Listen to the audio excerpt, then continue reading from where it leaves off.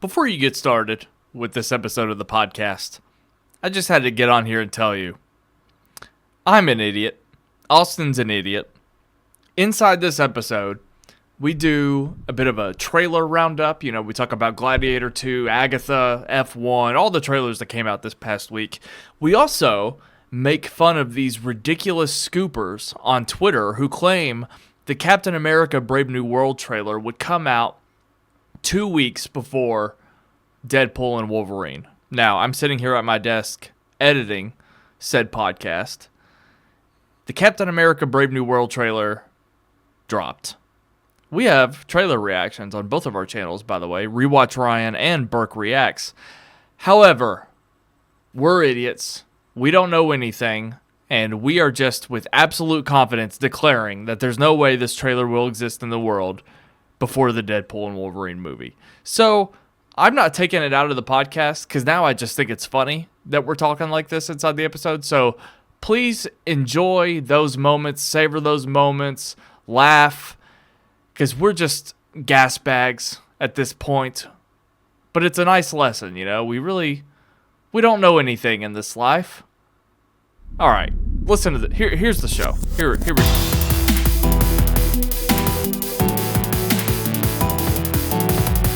We are, of course, in movie mode. I am Ryan Snelling. I am tired, but I'm here, Ryan. I'm Austin Burke. I'm excited. We just long-legged our way through that theater, packed theater, and so it's been a very eventful night, Ryan. Do you remember that E-Bombs World video, The End of the World? Do you know that? I don't think so. Oh, No. God. It would sound so stupid if I tried to explain it. I wouldn't be able to do it justice, but I don't know how to explain it. It's like a skit. It's a parody cartoon about how the end of the world will happen. And anyway, there's like a cutaway to two characters in Paris, and they're very French, and one of them says, "I am tired. Now fire the missiles." Anyway, that's what you saying you were tired reminded me of, and it's just one of those internet things that you can't explain. You just have to watch it. What about the Super Mario twins? Do you know that video? Yeah, I know that one. Oh, I liked your accent just now. It's like, thank you so much. It's like that. It's in the style of that. Okay. It's in the style of that Super Mario twins called Into the World. Anyway, Yes. who cares? We're here to talk about movies, maybe a little TV. Who knows? One thing I will say, and I'm speaking directly to you, listeners and viewers, Austin and I are very lucky and very grateful that you're around to listen to us babbling idiots. Well, I'm probably the only babbling idiot that you have to put up with. Austin is much more eloquent at this. But we're very grateful to you because in record time, we're about to be monetized on the YouTube channel.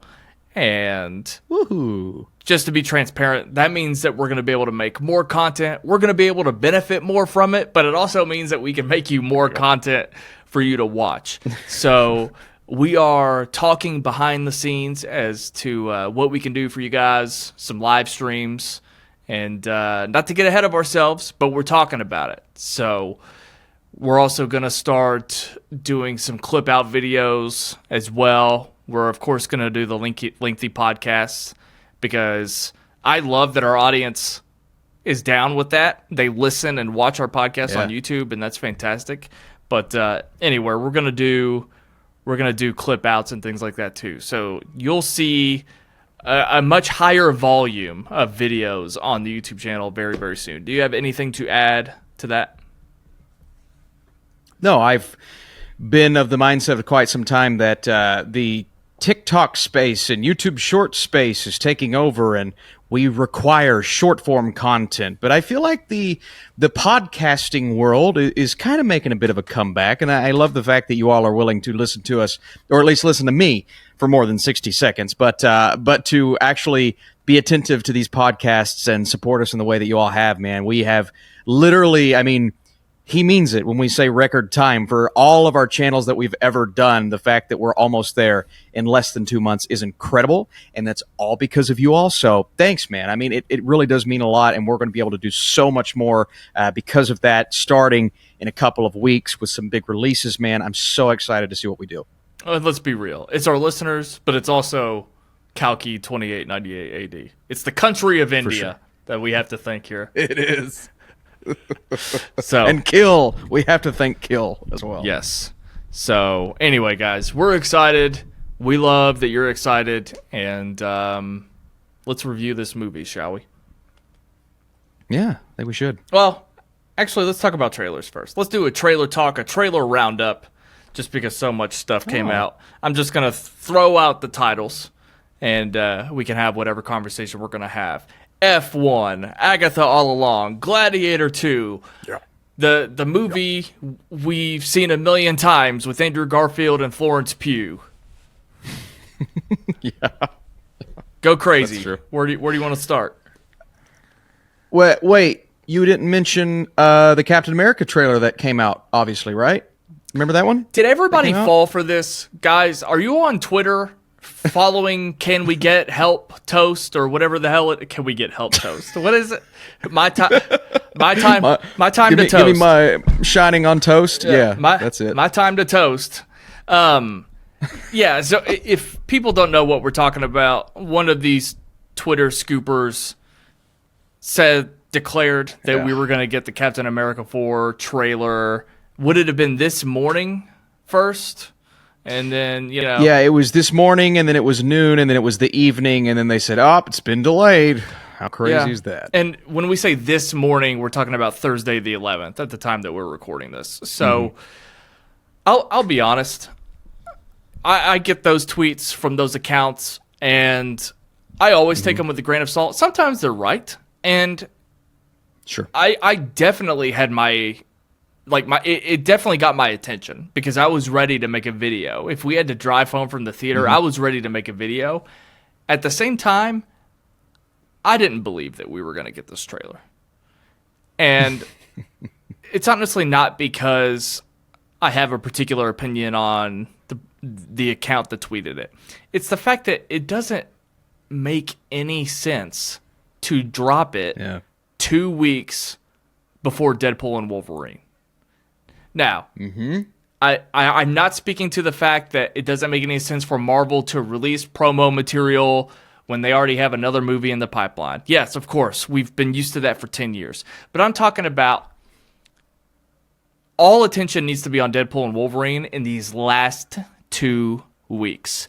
And if that trailer came out, the Captain America trailer, that would not only distract, but it also gives them an opportunity, or gives us an opportunity, to start poking holes in the MCU again if it's not up to par with what we expect. Like, there's all types of scenarios where things could go wrong if they post that trailer.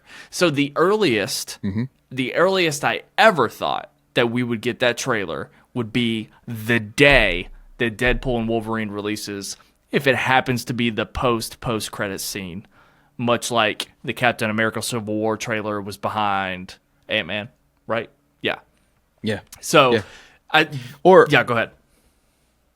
Or even that weekend, because Comic-Con is that weekend, and we know Marvel's going to have a big presence there. And if they, for some reason, want to hold off a couple of days and not put it in theaters opening weekend, which I do think would be a bad decision, I think premiering that at Comic-Con would also be awesome. So yeah, there's like 5 different reasons why it would have been so dumb to do it during the ESPYs, which is what people finally settled on during the ESPYs. Although I do find it funny that Marvel has now, I think a lot of them were bogus rumors, but if they did actually, according to one source, delay the trailer, so now they've reshot the film multiple times and they delayed the trailer. I've never heard of that. So if that is true, it's hilarious. It's just a cherry on top. I'm sure that kind of stuff happens, but that's never the stuff we're going to hear about. But it's so stupid. Maybe down the road we'll hear a story, or maybe it's even in that book that came out.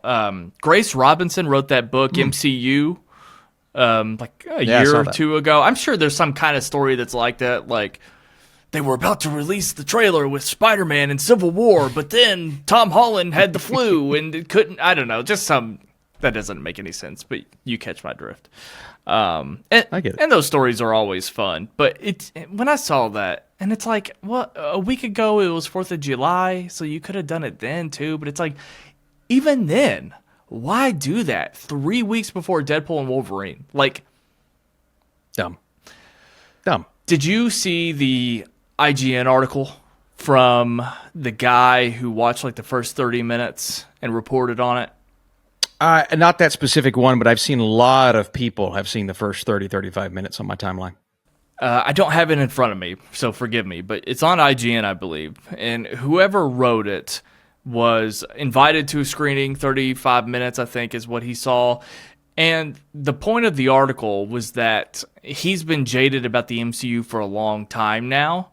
And like, this is exactly the kind of guy that you and I, and maybe a lot of the listeners out there, would want to hear from after having seen this footage. So he spoke to that experience and basically said it's everything that we could possibly want.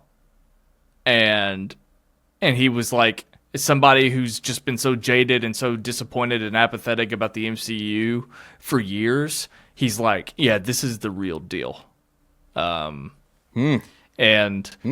you know, it's much more articulate if you read it. Actually, it was almost like emotional. Like when you read it, you're gonna be taken aback when you read it. But he basically talks about how he felt so much because he could tell that the filmmakers knew how much was riding on this. They are very aware of where the fans are with everything, which is hilarious in this like landscape that we're in right now with the Acolyte and how it feels like Lucasfilm has zero awareness about all this kind of stuff. So anyway, you can look this up on IGN and see all this, but he basically is like, yeah, this is when Deadpool says he's Marvel Jesus, it's not, it's for real. Yeah, I'll give Kevin Feige credit. I mean, I have noticed on multiple occasions where he's not necessarily making the grandiose changes immediately, but he's taking in fan input. And I think he understands, Feige specifically, but really Marvel Studios right now, I think they understand where the fans are, and I think a type of movie like this is needed and is almost required for the MCU to move forward with any type of anticipation. And so if we get that, I do think this is going to be the movie to rejuvenate the fan base, the franchise, the MCU, and, you know, maybe Feige can take these things into account. And maybe that's why Captain America's reshot 4 times. You know what I mean? I mean, we're constantly getting people getting pissed off by this or that or just story qualms, and they've added in elements. I heard they added in, they're actually going to talk about the big thing sticking out of the earth from Eternals. Like, that's something that fans have been pissed off about. And Feige says, you know what? Let's address that in Captain America. So I do respect that Feige's taking in input. Now, Kathleen Kennedy, Lucasfilm, I know they hear it. Are they going to make changes? I don't know. But I like that Marvel and Feige are doing that right now. It's kind of cool to see that. I was going to say that. What if Brave New World is like Rogue One? And we were, you know, screaming, raising the red alarms. When we heard about the reshoots, we were losing our minds, and they pulled it off. I mean, what if it's cool? What if that's what happened? Maybe if they reshot it because Kevin Feige was like, absolutely not. We're going back to do more, and we're going to get this together. Because, you know, it was a couple of years ago when we talked about how, and we heard from how, what's his name, Bob Chapek, basically added all of these middlemen that Feige reported to. Feige wasn't able to shepherd all of the projects anymore. And as far as we know, he is now. And he's intervening and stepping in, and all that's behind us. So, yeah, what if getting Brave New World together is exactly Kevin Feige's response to what the fans have been. So anyway. Yes. All that came from me not believing that the Cap 4 trailer was coming out. But you were right on that. And I do believe Comic-Con's going to be, we were talking about it last week or a couple weeks ago. I do believe Comic-Con's going to be huge for Marvel and for Feige. And anytime they have these big stage events and they do it right and they do it justice, even though, sometimes 2 years later, those things don't come to pass. But if they do it right, this combined with Deadpool, the same weekend, Ryan, Yep. the same weekend, we will be on a Marvel high riding into the rest of this year. So I haven't felt that way in a while. So I'm very excited about that. Me too, pal. Agatha, all along, Ooh, it was. does not contribute to these feelings whatsoever. I just want to make sure that we understand that. I could give a shit about that. Let's move on to everything else. But yes, I echo pretty much every other sentiment. You got anything on that, by the way, Agatha?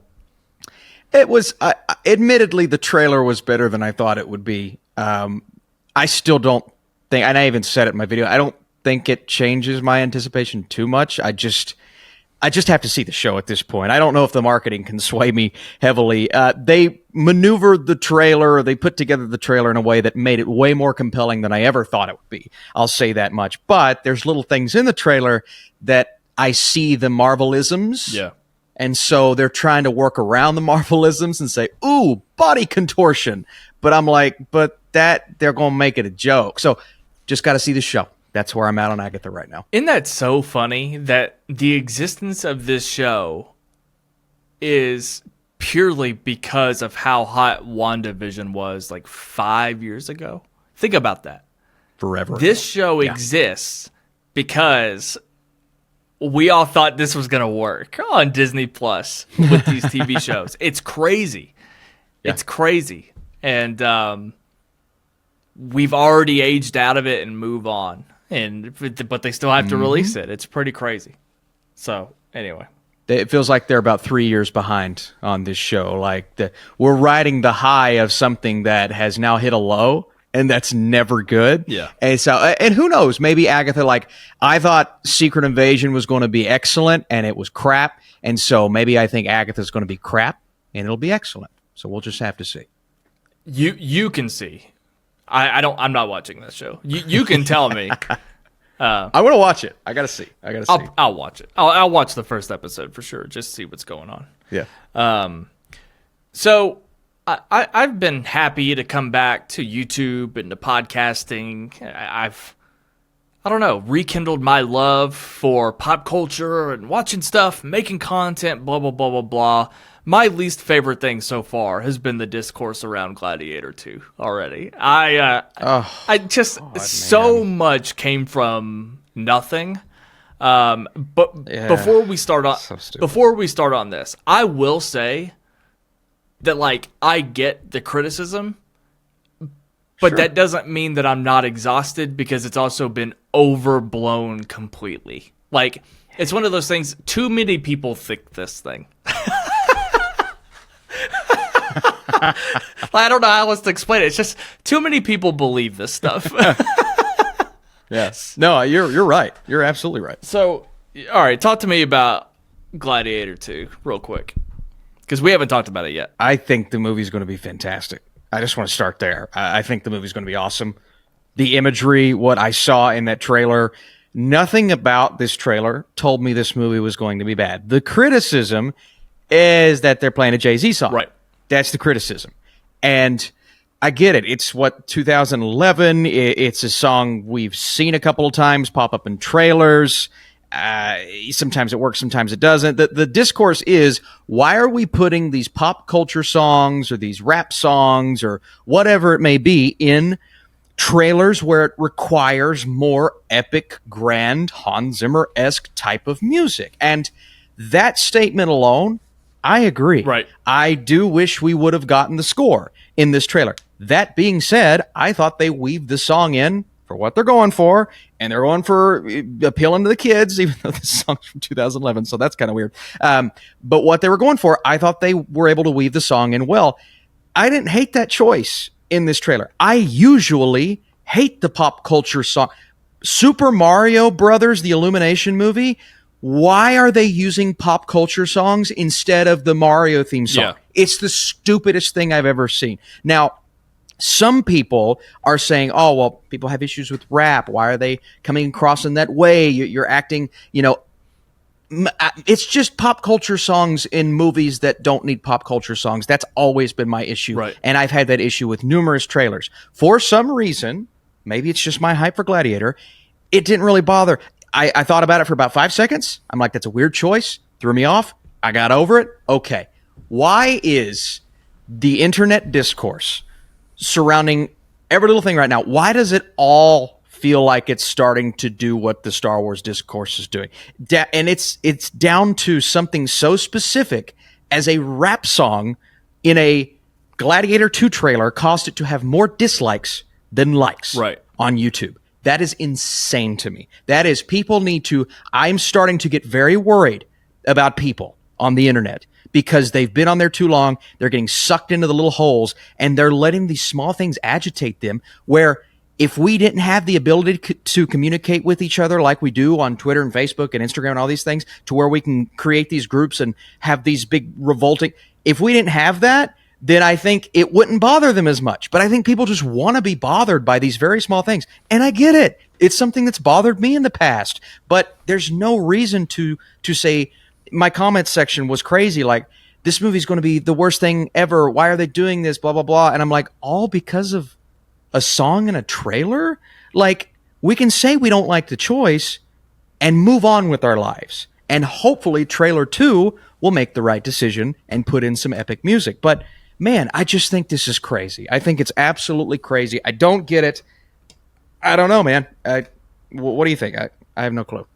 I pretty much agree with everything you said. So how I described it is that I'm numb to this. Like, I did a trailer reaction for the trailer, right? And in the video, I don't even react to the song.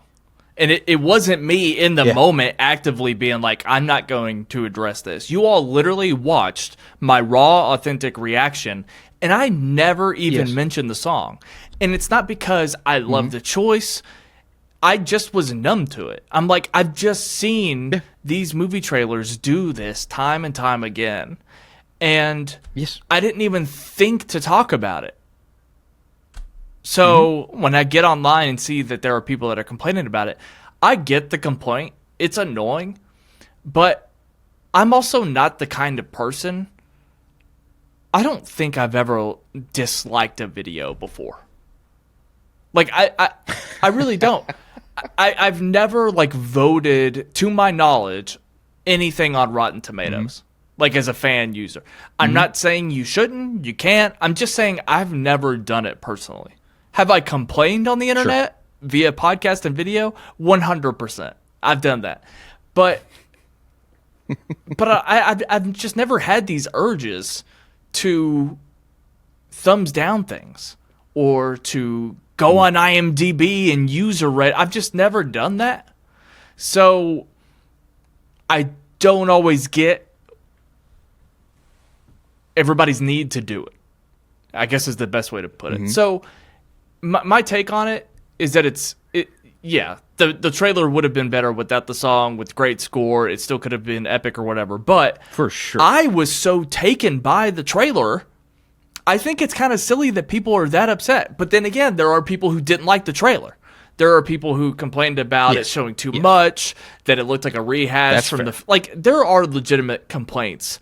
I just didn't feel those. So the only thing I'm left with are people pointing fingers at the song. I'm like, really?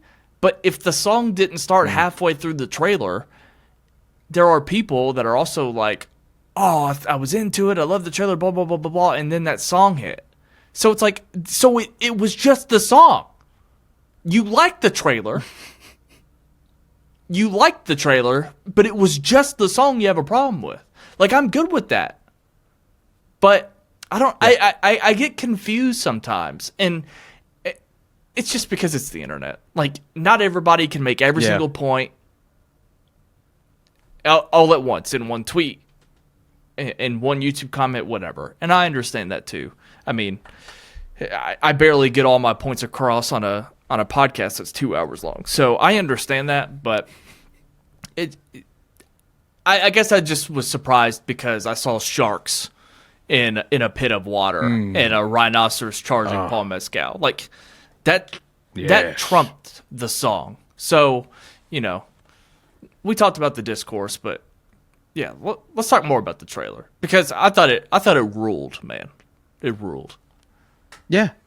Yeah, that's what got me about the song Discourse is, I understand not liking the song. Again, that's something I've not liked multiple times. But it doesn't take away from the most badass imagery. And yeah, I do agree with the complaints that maybe the trailer gives away too much. But for me, from my perspective, not seeing what I thought to be like a cataclysmic moment in the movie, fine.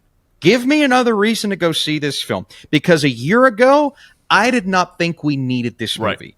There was no part of me that wanted a Gladiator II. And now I'm seeing the images. And now I'm seeing the imagery in the trailer and this water-filled Colosseum and just imagining what we're going to get. We saw glimpses, but imagining what we're going to get in this movie, man. And seeing Denzel Washington. I mean, I've seen some complaints like, why isn't he putting on more? Who cares?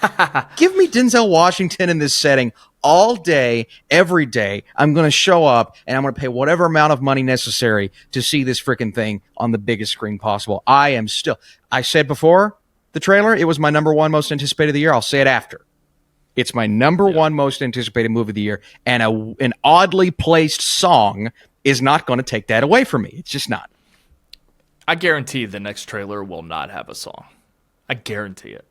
Yeah. I guarantee it. So we will forget that this ever happened, and then everybody who hated the first trailer because of the song only will be like, this movie looks great. Like, why couldn't it? This is what they say. See, why couldn't they just take the song out? And it's like, it's up to you at that point, dude.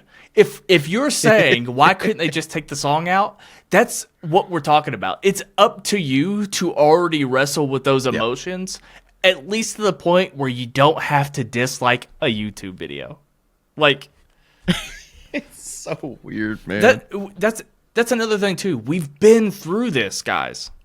Was it the Assassin's Creed trailer? Didn't they do something like that? Was it Assassin's Creed? They did. So, I mean, yes, I remember feeling that way about that because I was really excited to see that movie at the time. And so that really upset me then. That was also a Kanye song. I can't remember what it was. But so anyway. Yeah, the trailer looks sick. I mean, it's just like, how could you not want to see that on the big screen? And, just to mention it a little bit, I'm a big fan of... let's start recasting actors, guys. So the fact that they showed the flashback of the kid, young Lucius, and they made it a different actor than the one in the original movie, let's just do that. Like, if you don't have B-roll of the original actor, fine. But we don't need to see the deep fake or the de-aging or any of that stuff. I watched Gladiator like 2 nights ago. I watched it the night the trailer came out, so that was fresh on my mind. I was like, yeah, just... Nice. We know who Lucius is. It doesn't have to be. If you don't have the footage, don't worry about deep faking and all that bullshit. So other people are complaining about that, and and then people are like, well, Lucius knows who his parents are. Why is he telling? Because it's an out of context line in the trailer, and so if he actually says that, he's saying it to somebody who he doesn't want to know who he is, He doesn't want that person to know who he is. You get it. So it's just like, it's fine. It's fine. It's just, I just feel like everyone's finding things to complain about with this trip because they didn't like one choice. Then it's like, oh, what else did it? I saw somebody complaining that there was a woman shooting a bow and arrow. I'm just these little things. Like, why are we complaining about this? I mean, that was me. It's so weird. That was me. No, I'm just kidding. Were you? Okay, well, I mean, that's just like, it's just weird things, man. I don't get it.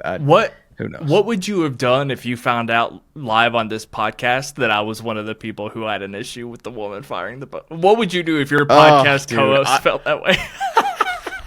Like, I don't even know what I'd do. I would just, I just say next topic. Yeah, that's right. Let's go to because it's just, it's.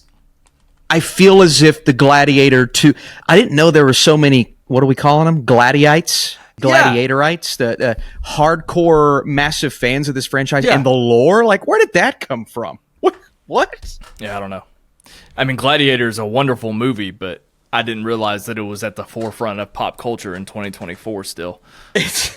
I mean, I'm not even trying to be funny. I'm kind of shocked that this just goes back to why we're having this conversation in the first place. Like, we're having this much discussion over a Gladiator 2. What was the other thing I was going to bring up in regards to this movie? I can't remember. It's almost my birthday movie this year. It's 6 days. 6 days before my birthday, so that's exciting. Nice. Be a good one. I can't remember the other thing I was going to bring up, but that's okay. There will be a day when you say next topic, Ryan, and that's going to be an exciting time for the listeners and for everybody. There's going to be something that is said by me that will force you to next topic me. Maybe it's the other way around. Maybe you say something that's crazy as hell and I next topic you, but nonetheless, I'm on the edge of my seat until we get to that moment. That's why they love us, Ryan. That's why they love us. Yeah. Anything else? F1, the Andrew Garfield thing? F1, I'm so pumped. I'm in the Top Gun Maverick mood while watching that trailer. I heard Hans Zimmer was going to score the movie. I didn't know that when I watched the trailer, but now knowing that, I'm so just like, that's top 5 most anticipated movies of next year, man. Give me a thrill ride. I need it. I'm kind of surprised they didn't go with Walter Faltermeyer from Maverick, because that soundtrack rips. Yeah, me too. Oh, my God. Yes, it does. That's like, I'm not a soundtrack score guy. Like, it's movie music. Like, I don't even hear it when I'm watching movies. I can feel it, I guess. Give me that all day, dude. But I listen to the Top Gun Maverick score all the time. So good. Here's a tip, by the way. If you love Top Gun Maverick and you're like weird about flying, guys, if you start, this is what I do personally.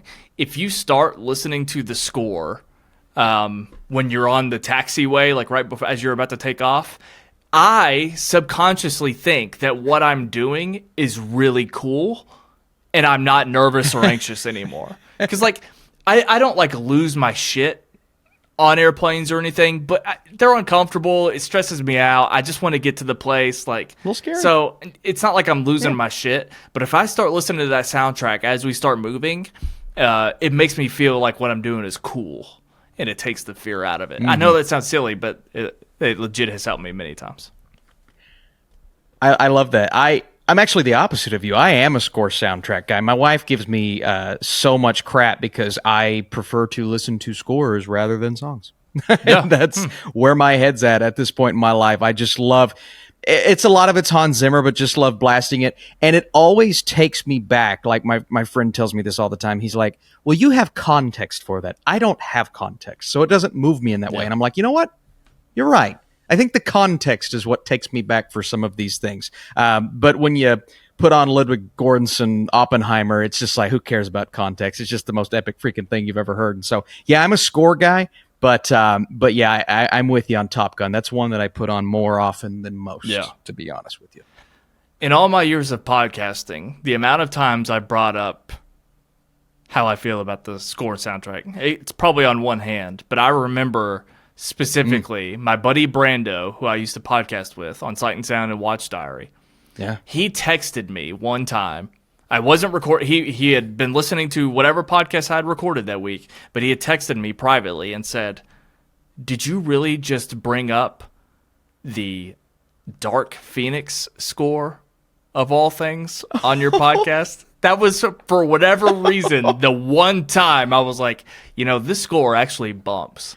Really? Yeah. Oh, you know what? I agree with that's Zimmer too, right? I agree with you. We watched that movie last year with my wife. She had never seen it. And the one thing we both agreed on is, why is this score in this movie? Because it's awesome. So I'm with you on that, Ryan. I'm with you. Yeah, that score was bumping when I saw it. And actually, you know what? A few weeks ago, I was trying to figure out what the last movie was that I saw at Regal when we went a couple weeks ago.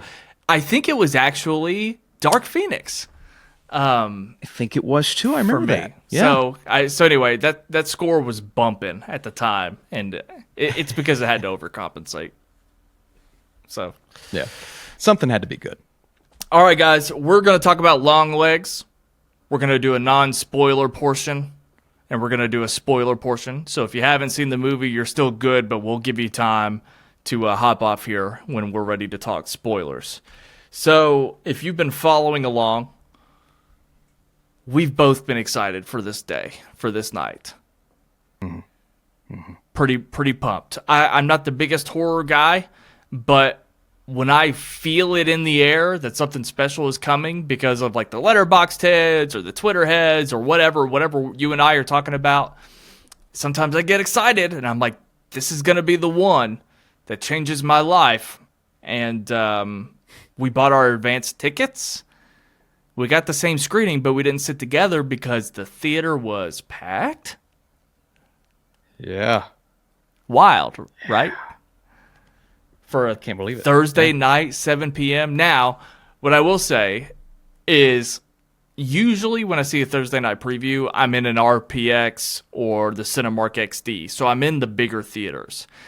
We were not in one of those. We were in one of the smaller theaters, but relative to that, it was still a completely full theater.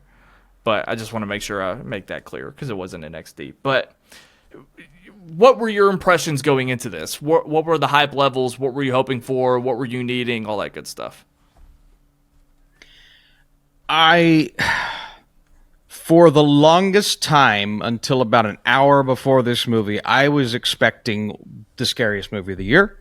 I was expecting a horrific experience across the board. And I'm a guy who doesn't really get scared in movies. And I don't say that trying to sound like I'm above other people. I guess I'm just so fully aware of how they're doing it. It doesn't actually impact me even something like The Conjuring or Hereditary, which spooks the hell out of me for sure. But I'm not like shivering in the corner like a couple of people I watched Hereditary with when we saw it in the theater. And so, I expected to be scared, but not to be scared, if that makes sense. But knowing this is Neon, knowing this is Oz Perkins, I was hoping for just some crazy imagery. And then seeing these trailers of the main actress, her heartbeat got up to 170 when she has a resting rate of 76 when seeing Nick Cage for the first time. I'm like, ooh, that's a cool way to market this film. I loved the marketing for this movie.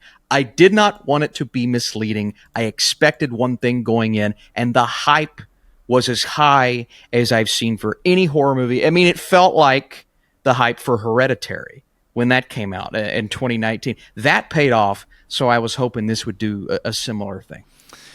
Yeah, I'm with you mostly. We've recorded a few videos together by this point, and you do bring up, I'll let you speak to it, but you did bring up how you thought this was going to be the scariest movie going into it. I don't know if I felt that necessarily. I was reading a lot of the words that I like to hear, like unsettling, dread. It makes me think about movies I love, like The Witch. And I was pretty excited for the atmosphere of it, I guess, like the vibe of it. And something excited me about seeing Nicolas Cage in like a proper film too. And I didn't really know his level of involvement. I just knew that he was in it. So I was like, oh, this is going to be really interesting. A neon horror movie. I want to see what Nicolas Cage can bring to it. And I'm not even sure I knew which character he was playing, too. I was just excited to see him in something like this. And I like Micah Monroe. By the way, she completely just removed... Do you remember the chick from Chronicle? Yeah. I don't know her name, but I feel like Micah Monroe just came in and took her place. What was her name? I don't know why I'm bringing this up. Ashley Henshaw played a character named Casey in Chronicle, and I used to get them confused all the time, like back in the 2010s, like when they were both coming up. I used to get them confused all the time. Yeah. She was in True Detective?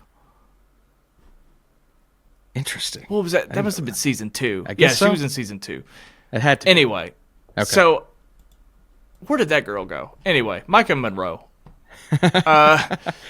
I like her. I liked It Follows fine, and was excited to see her come to the forefront as well. So I just felt like all these interesting things were vibing to me. The marketing looked cool. The posters, those big, huge letters, it all looked fun. Yeah. And to go on and just kind of dive in a little bit, I think this is maybe the first time you and I have walked out of a movie. I don't know. Is this the most different we have felt coming out of the theater? Probably. I think there's similarities in what we feel, but we are on opposite ends of the movie. Yeah. For sure. This is the least prepared I've been on a podcast, but it's exactly why I need this podcast. Because when we were filming those videos, I was sifting through my thoughts in the moment, just babbling like a moron. It didn't make any sense. I was talking about how I was disappointed in the movie, but also talked about how it reminded me of all these prestigious directors and things that I loved. I didn't make any sense. I don't know how much sense I'm going to make, but we're going to work through this together. Yeah. So we'll work through. So to not spoil anything, again, non-spoilers, I walked out of this feeling like I don't like when things are weird for the sake of being weird. And there was a little bit of that. And ultimately, there were a few things as I'm watching the movie in terms of the vibe and the tone. I'm like riding this line, right? Like I was either going to love it or hate it. And what was going to make me hate it is if we like fell off what we were doing tone-wise. And what I mean by that is I feel like the first half of the movie, it really is riding this like procedural serial killer. I described it as like Denis Villeneuve directing a David Fincher film in an A24 package. So I'm not going to act like I was totally invested in our lead character, but I was definitely curious to see how the story was going to unravel with Longlegs, a serial killer. I was hoping for like this True Detective vibe. There were, of course, some scary images along the way, but the first half of the movie, I was fine. And then the second half of the movie, once we start paying things off, quote unquote, and we start to reveal more of the plot, it became way more conceptual than I had anticipated. So the fact that they just dumped this whole thing on us and completely changed my expectations, which are fine normally, but it turned into something that I don't think I was ever going to like in the first place. And that's, I think, the best way that I've been able to figure this out since we last saw each other.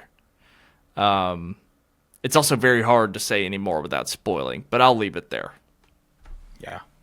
Yeah, it is. First of all, I want to say Micah Monroe is giving off major Holly Hunter, like Jodie Foster vibes in this movie, from her accent to the lead performance in a movie like this. Just like, and I kept hearing Holly Hunter in her voice. I'm like, that's Elastigirl, because it's just the way she would talk. I'm like, yeah, I'm kind of liking this. That being said, her character was at arm's length through a lot of the movie, and I think that was my issue in the first half. Is I didn't have a full reason to connect to her, and I'm sitting here going, man, I hope they're not just making her weird for the sake of being weird. Like, just for the sake of having just an odd, strange, distant, maybe like just more of a reclusive type of character. And that's what I was getting. I'm like, my God, I hope this ties into where this is going. And inevitably it kind of does, which I appreciate. But I felt a little distant from our lead character.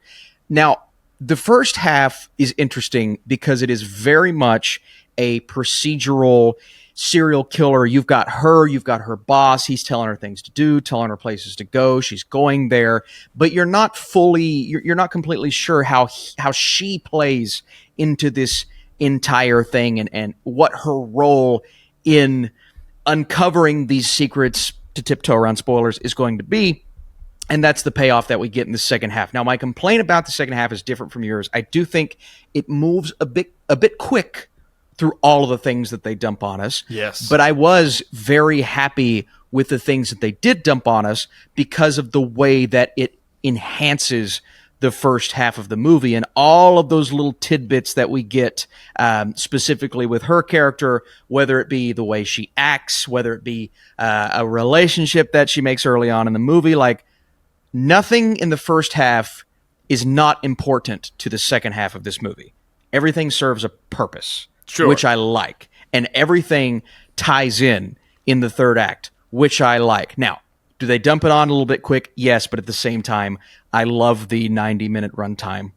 I love it. I think it's like the perfect runtime for a movie like this, one that's, attempting at times to be overly artistic, but it doesn't draw it out for 2.5 hours. That's nice to see. Sometimes these A24 horror movies, they draw it out and then they draw it out some more. And so, Oz Perkins, I've never really, to be honest with you, this is the first time I've liked one of his movies. I know that sounds really harsh. I've always found him to be more of a style over substance guy. And so when I heard this was going to be his horror masterpiece, I'm like, oh, baby. So we're finally getting the substance with the style, which is amazing. And if you're looking at this as a pure horror movie, I don't think it is that substance with that style.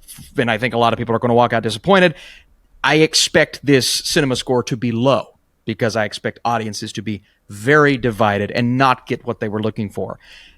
But even within that, the movie that we do get, the movie that we are given, and as we progress, and the satanic elements that do leave you unnerved and do kind of get under your skin towards the end, even though I wouldn't consider them scary, that's what kind of worked for me. And being someone with the religious background and seeing how Satan himself, the devil, works his way into some of these characters and how they're mixing this very grounded serial killer story with something that's a little less grounded. And that is a combination that rarely works. And I don't think they fully nailed it here, but I do think they had some things cooking in that third act that kind of mixed that together nicely. This is my first Oz Perkins film ever. So, but shout out to the Perkins family. Okay. Because we got back-to-back representation because they did a Psycho homage and Maxine. So, oh, nice. Yeah, you're right. So, I think we talked about how the first half feels police procedural, and that's the part that I was on board with the most. But it might be unfair to do this, but if we talk about how or why that was or wasn't successful, there wasn't enough of the investigation for me. Like, I feel like I would have been more involved as a viewer in the movie if there was just more to the investigation. Like, I wish that we interviewed some more people that were related to these murders, like in Prisoners, for example. We sidestep what we're doing to deal with Paul Dano, then David Dismalchin, and so there's other mysteries and elements. There's not really a lot there in terms of feeling about it, like more of like a whodunit aspect. I'm not saying that it needs to.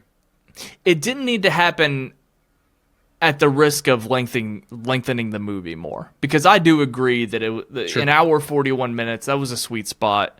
If we just utilized our time a little bit better, I think I would have been more involved as a viewer. But when it's already sort of a slow burn and it's weird and it's moody and you're asking a lot of me already, there are two exposition dumps in the second half of the movie that really explain what we're doing here. And I think the first one was the hardest to get on board with for me, because I don't feel like it was earned, because there wasn't a lot to the investigation. And I felt like it was very... We'll talk about that in spoilers.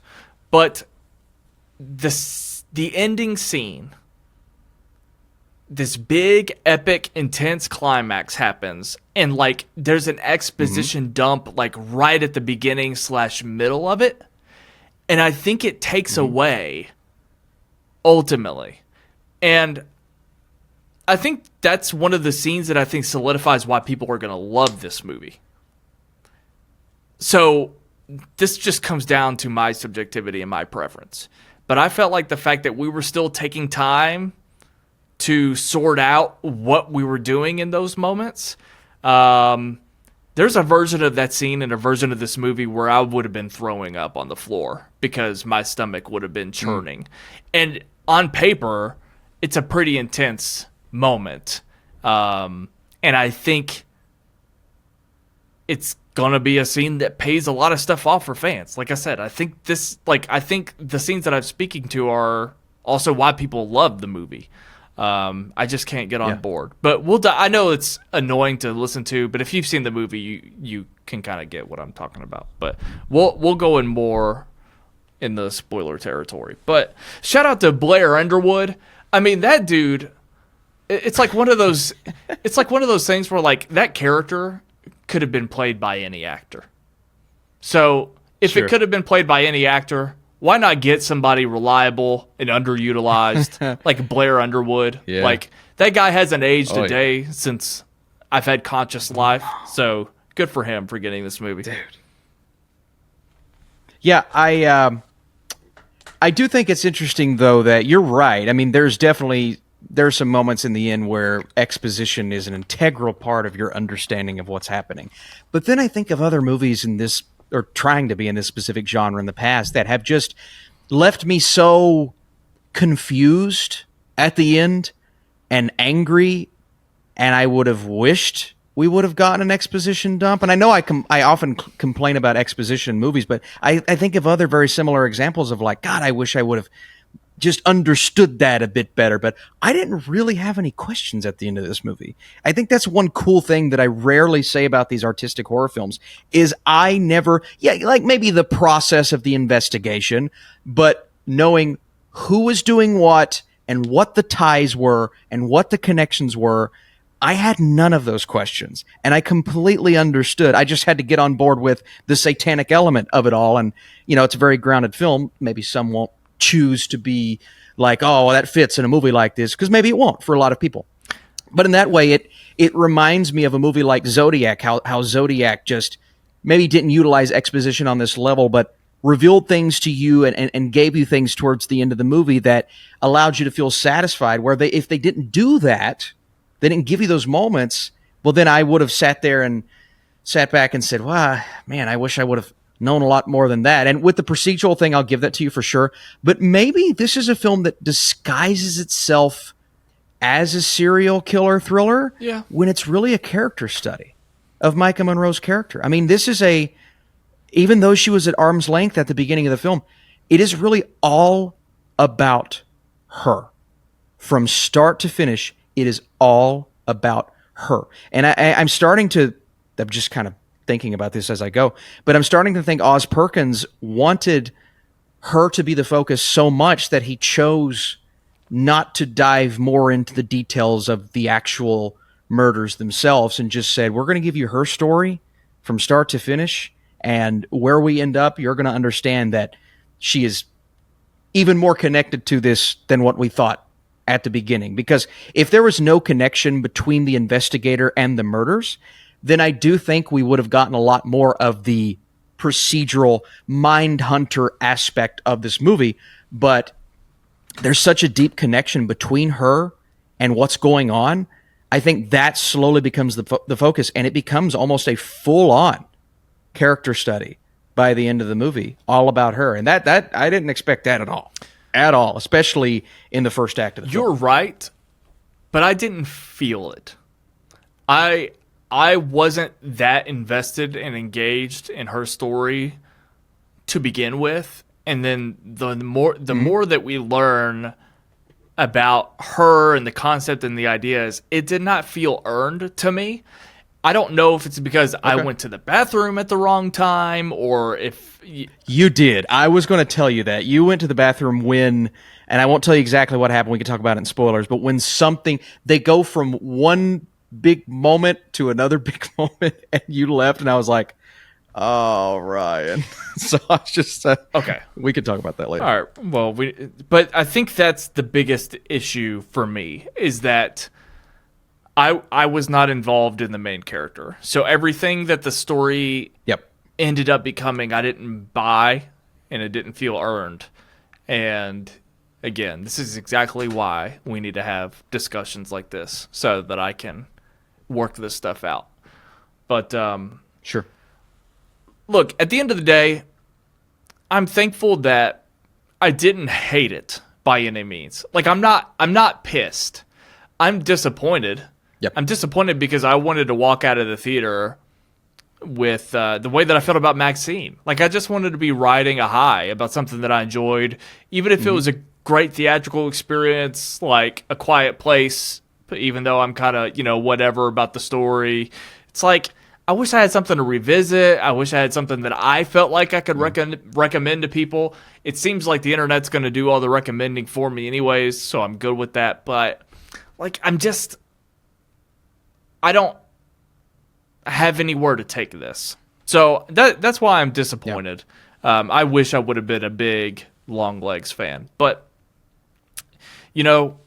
I'm not a big metaphorical horror guy either. Like, we talked about that, and I think you kind of referenced it too. But, like, a movie like Men, those movies piss me off. Lighthouse made me feel that way, where I'm just like, get me out of here. Like, what a waste of my time. At least the Lighthouse became a meme. Men just pisses me off. But so it wasn't that, and I'm grateful. I mean, it is. Yeah, I agree with you 100%. I don't have questions about the plot or the concept. I would have been more pissed if I did. Yeah. I mean, there was a lot, I think, riding on some of the things that happened in the third act that we ultimately got. But again, I mean, like what you said, it just depends on your connection to our main character, because that's what the whole movie is leaning on, is her. And it is tough though, because she's so weird. Yeah, you know what I mean? Like, I think they did all they could to get you connected to her. I don't know what more they would have done to get you connected to that character. She's just weird. She's just a weird character. Yeah, I mean, just not do that. I mean, a romance, but like, is that needed? Like, no. I personally, if she just wasn't weird, I would have been fine. Like, that's what I'm talking about. That's the thing. Yeah. I haven't seen the trailers, so can we talk about Nicolas Cage, like, without talking about plot details? Yeah, it's everybody, I think, is aware that he's the villain, and it's not like he's an actor playing a role. It's not like that's a secret. It's not like we didn't know Matt Damon was in Interstellar kind of thing. But so Nicolas Cage plays Longlegs, and he's wearing, what's the word? Prosthetics. He's wearing prosthetics to change his appearance. First of all, like, if nobody had told me that was Nicolas Cage, I would not have known it was Nicolas Cage. So, good for them. But at the same time, it's pretty cool. They made his face so lumpy. I mean, he looks like he's a squash. Like, his face looks like he's a pumpkin or something. Like, it's so, like, grotesque and lumpy, but he has this nose that is like a ski slope nose.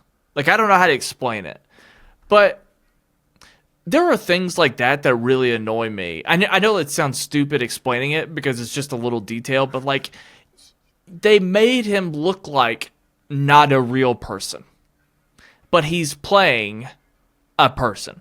He's playing a fucked up person, but you can be fucked up and look like Kevin Spacey in Seven, just a bald dude. I mean, hell, that's what I look like. So it's like things like that when he's revealed in I don't know, maybe a 1/3 through the movie we see Nicolas Cage's character. And when I'm already suspicious about what this movie is and where we're going, and Micah Monroe's character is weird, and like I'm already suspicious, and then we just see this character looking the way that he is, it kind of just makes me feel like, yeah, you're asking too much of me. Like, go with the idea that he doesn't have to look like Nicolas Cage, but also you went too far with the character design. And so things like that really bother me. I don't know if that sounds stupid to people or not, but I think that way about things in all kinds of movies, not just this. So, have you ever been to Floyd County, Kentucky?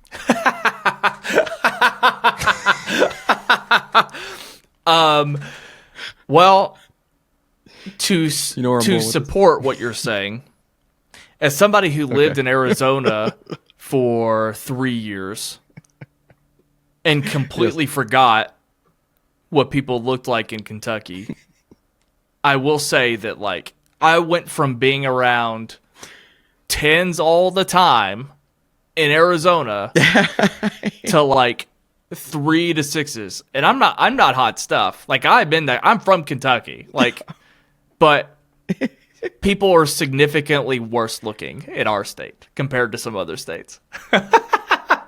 Yeah, man. But that's what I'm saying, man. Like, the moment Nicolas Cage came on screen, I'm like, that's a guy who lives up Mud Creek.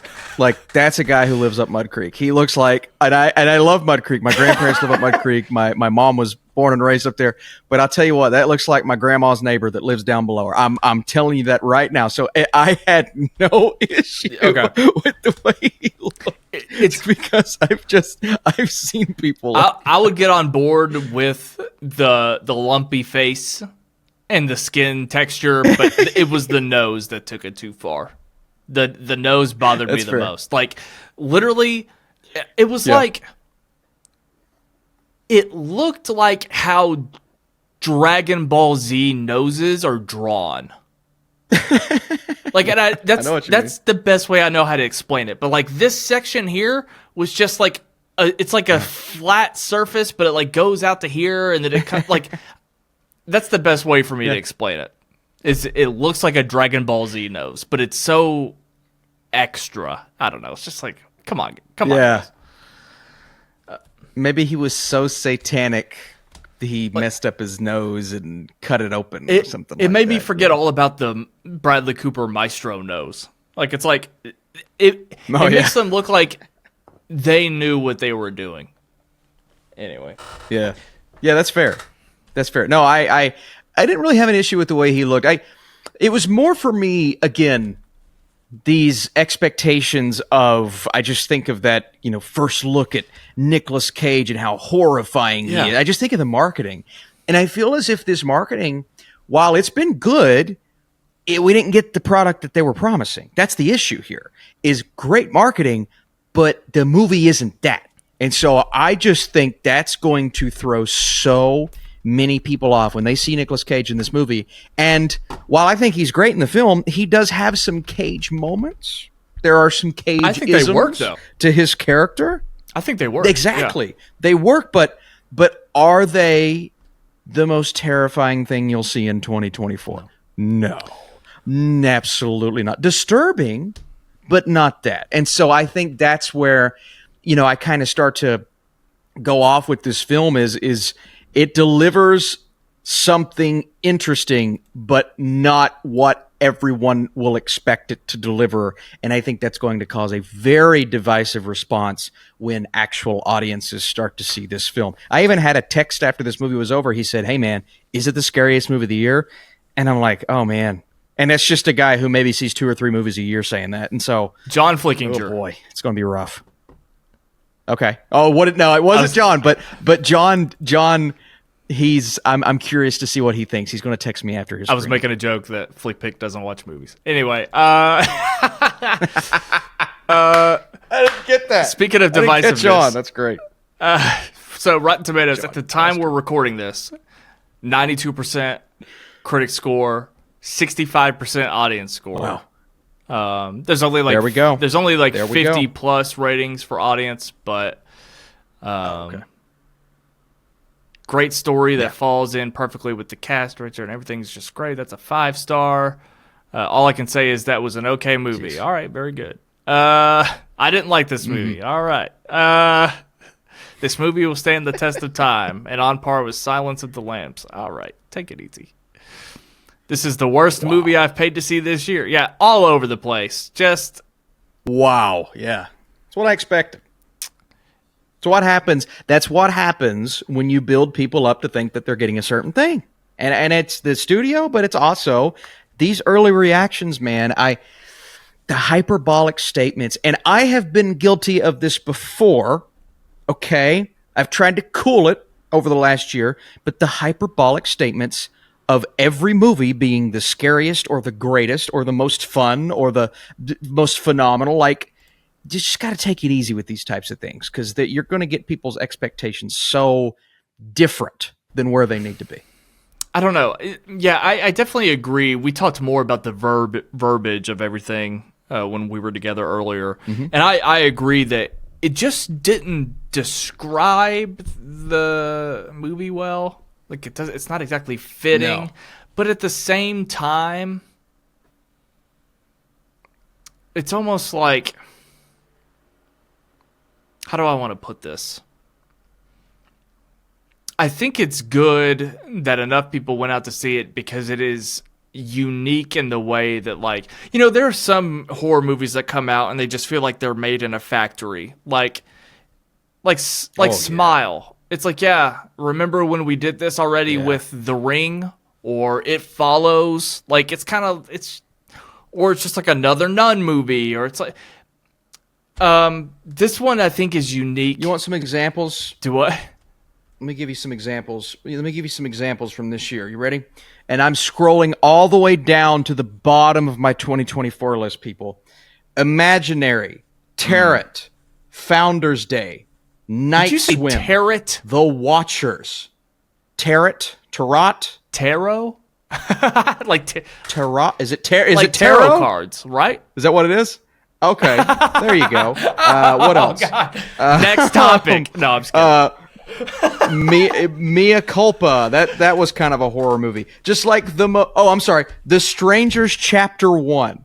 There you go. The Strangers Chapter 1. That's so just forgettable.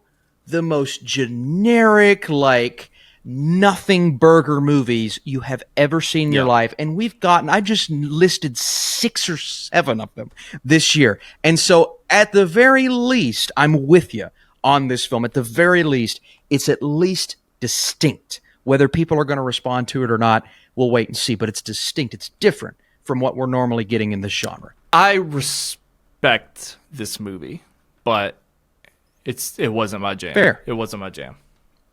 Fair. You want to go to spoilers? Yeah, let's do it. We might as well. You've been warned, guys. We're going to spoil Longlegs now. So, should we just start with you telling me what I missed when I was on the shitter?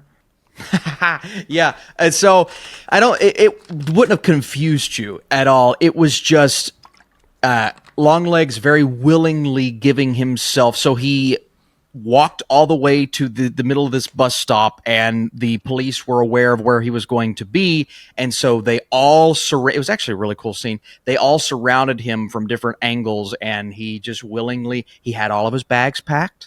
So he had packed everything up. He had all of his bags packed, and he willingly put his hands up above his head at that point. And then they're all gathered around watching the tape. And you came in at some point while they were watching the tape, but he very clearly starts singing her name and bringing her into the conversation and essentially saying he's there, all a part of his plan, but he's also there specifically and strategically for her. And so that's kind of where you came in at that point. Yeah, I think, thankfully, I picked up on all of that without seeing it. Yep. But it sounds like it... Nothing that would have confused you, but it was just cool. It sounds like it would have been a cool, epic scene for me to watch. The police taking him in and all that. Yep. Maybe it would have freaked me out a little bit. Maybe expecting him to do something crazy. But, yeah, I mean, some of the things I'm wrestling through, and if these are just dumb questions and the movie answered them, then please let me know. But I guess, like, in simplest terms, this person who was connected to the serial killings all along because she met the serial killer and, he took her mom under, all that stuff. The fact that she grew up to become the FBI agent working the case in the first place. Uh-huh. Is that, like, what is that? Well, I think that's just one of those God works in mysterious ways type things that fate brought them to that moment, because that's where, but listen, but as a religious, not as much anymore, but as with a religious background and kind of knowing how Satan and God works, and that's something that I think your brain has to connect in a less grounded way and a more, this was where she was meant to be in this moment and time. Because, I mean, obviously this is not something that would have happened if she wasn't an FBI agent. He would have found a different way to get her there. And so I think wherever she was in her life, he would have gotten to her. But to tie that in this specific way, but then you also don't have a movie if that doesn't happen. So we're just kind of... That's true. We're just, you know what I mean? Like, we're just kind of like unnecessarily trying to unravel this whole thing, if that makes sense. I think a lot about, well, I don't want to spoil that. I almost spoiled another TV show. But there's something to be said that her childhood, she locked away because of, the trauma and things like that. But I'm assuming that that's what prevented her from exposing all the details to Blair Underwood. Because he kind of had to dig out, like, how'd you know about this? How'd you work out this? Like, that kind of stuff. And I knew that she was hiding something. I'm not sure if she even knew that she was hiding it in that moment, or, like, knew exactly why she was withholding information.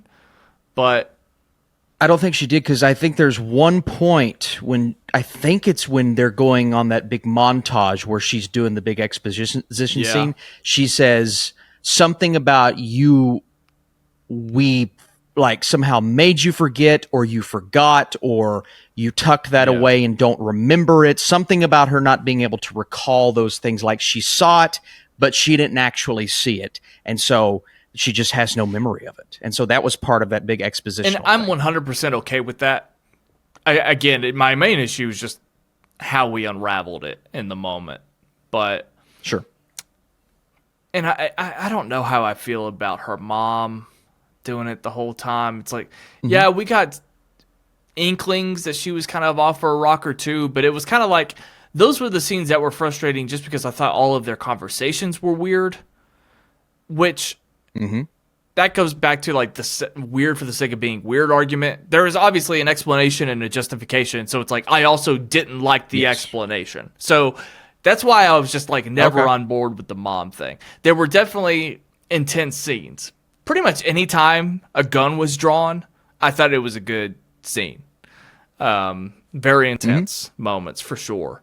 But I would be more on board with your God works in mysterious ways theory if the ending wasn't so tragic. And I'm not saying it needed to be kitty cats and cotton candy by the end. Certainly not with this type of movie. But if the movie was just any less tragic, I would agree with that theory. Well, then you could say the devil works in mysterious ways as well, because maybe the devil brought her to that moment in time, or at least took her on that career path and allowed her to end up. But I think wherever she would have been, she could have been working at McDonald's, and he would have, drove in his car to the drive-thru and cast a spell on her. Wherever she would have been, I think he would have found her, and we would have gotten a different. Well, I guess I just inferred with that theory. I inferred that God also prevails. Sure. I mean, sure. I didn't go as religious as you did. Like, obviously, it's about satanic shit. Like, of course, on paper, it's there. But I didn't take it existentially, I guess. Or metaphorically or anything. I took it for what it was. But Well, and that's what's so crazy about this movie is it's so grounded, but then you have the imagery, and I think that the imagery of the devil picks up more and more. I just distinctly recall that moment in the third act where she's knocking on the door and she goes in and you see the shadowed image of Satan at the door. And that was really cool, but it's like, no, man, this is bringing in all that stuff. This is full Conjuring. Now, we've went full Conjuring at this point, and that's what this marriage of a procedural serial killer movie mixed with a character study, mixed with a demonic aspect is something I've never really seen before. And so that's cool. That's really cool. And I like the fact that they brought it in. Maybe it didn't fully work, but I like the fact that they tried to bring that in and, essentially mind control at the end with all of the families that were killed. They were being mind controlled by the demon in this doll. And so that's again, something that they explained to us so well. I knew exactly what was going on in that final moment. For sure. And like I said, if this movie was repackaged, I would have been, my stomach would have been churning and I would have been throwing up in the floor. Like those intense moments in the living room at the end. But yeah, I just felt like the air had left the room because of that exposition dump right before, and we were kind of getting more in that moment. And I'm like, I want to feel the scene. Like it was preventing me. And even then too, like I was thinking about how just like annoyed I was when she met Blair Underwood's family to begin with, because she took him home after they had been drinking, and he's just like, come in, meet my family, even though it was like midnight. And then it's like, so we're also going to take the time to let that little girl who's just awake and out past her bedtime just chill by herself with Micah Monroe. And it's just like, and we're going to see Micah Monroe be weird and awkward or whatever. It's like, those are the types of things that I don't like in movies when it's just like weird for no reason. And so it's like, but think about it too. That moment, in my opinion, now this may not be how it went down, but in my opinion, they already had the doll. And so when he says, come in here, it's probably not him saying, come in here. It's probably that demon inside of him saying, come in here and meet my daughter and meet my family. So the idea of her sitting on the bed with that little girl, as a parent, I'm like, I wouldn't let a stranger into my daughter's room, but they may not have been in their right minds in that moment. Just normal enough to where we didn't see anything going on as an audience, but I think they've had the doll for quite a while. And so those weird things that we get in the beginning, now we can look back on those and say, oh, that's why it was weird, because there was a demonic doll in the house. So I think there was some sort of underlying spirit kind of compelling that moment to happen, if that well, I makes just sense. didn't pick up on that because I'm an idiot. No, you're not. Like that didn't even occur to me, to be honest. But I don't know if I just like missed something in the explanation. But I also just kind of, I guess I hadn't even like stopped to consider how much time had passed throughout the movie. I mean, I remember in the scene distinctly, she asked, "Can what's her face come to my birthday party?" Which I even thought was weird in the moment, but also kids can just be like that, and it's fine. But sure. So yeah, I guess I hadn't even. Do you know off the top of your head how much time passed? No, I'm not sure. I mean, it doesn't feel like a lot within of time a month, passed, right? But within a month. Yeah, it had to be fairly Because quick. of Like the it had to be at triangle. least a. Yes. So, yeah, I feel it, but that's what I meant, in the non-spoiler part is all of those weird things we got in the first half. Those just, she's weird, sitting on the bed with a little girl, that's weird. Like all of those things they give an explanation for in the third act. They do mostly a good job of it. And so that's why I'm, the more I think about how it connects from act 1 to act 3, I'm like, oh, well, that's why I didn't feel anything for these weirdos. Fair enough. I mean, it's definitely helpful. I guess I just hadn't considered it because my mind has been elsewhere. But Sure. Everybody else is like, duh. Whatever. But maybe I'm wrong. Maybe they didn't have the doll, and maybe they weren't. That's being what I want to believe. weird. that makes almost the entire movie make sense. But yeah. Yes. So, yeah, just again, I'm not pissed. Just didn't vibe with it. Mm-hmm. That's really it. A little disappointed. It's fair. How'd you feel about the when the frame rate would shift? Do we get the red square in the beginning and the aspect ratio? How'd you feel about that? Because I thought visually it was just really, really cool. Atmospheric is the word I would use visually. I'm glad you asked this question because if it had stayed in 1-1, I would have been pissed. I would have been pissed. Mm-hmm. But because it was just like, seeing through the lens of flashback, home video-esque kind of thing, like, of course, and then the expansion, all good. I thought in general the movie looked good. I was really feeling Fincher Villeneuve when her and her partner were checking in on the house or the condo, and there's the plastic tarps everywhere. Yeah. Reminded me of like Sicario at the beginning. The scene in the barn with her and Blair Underwood with the flashlights, I was like feeling prisoners. And that's where I was kind of thinking like, yeah, this is like Villeneuve if he was directing a Fincher thing. Like that's what I was really vibing with. So the aesthetics of it in those regards I liked. What was the other thing? Oh yeah, but if it stayed in 1-1, I would have been furious. So pissed. Because like that's what it just reminds me of Zack Snyder choosing to do that for Justice League. The fact that he was like 4-3 is so cool, and it's like, dude, every filmmaking instinct that gentleman has is wrong, and I don't know what else to tell you. Everyone, except the casting of Ben Affleck. Anyway, not to talk about him. What about you? I'm assuming you dug it. Yeah, I loved it. I was looking to see. I believe someone said this cinematographer's. Yeah, this cinematographer has 3 credits. Andre, I'm going to like botch this. Andre Arochi. Okay. 3 credits, and I believe this is his only feature film. That is incredible.